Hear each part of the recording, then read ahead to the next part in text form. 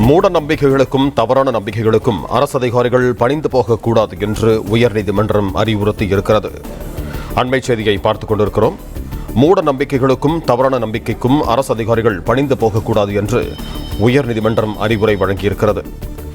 ஒருவர் தனது சொந்த இடத்தில் சிலைகள் வைத்து அமைதியாக வழிபாடு நடத்தினால் அதற்கு எதிராக யாரும் சட்டத்தை தங்கள் கையில் எடுக்க முடியாது என்றும் தெரிவித்திருக்கிறது.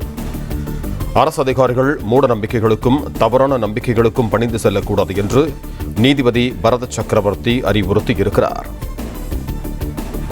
கடவுளோ சிலைகளோ மனிதனத்திற்கு எந்த தீங்கும் ஏற்படுத்தவில்லை என்றும் சென்னை உயர்நீதிமன்றம் தெரிவித்திருக்கிறது.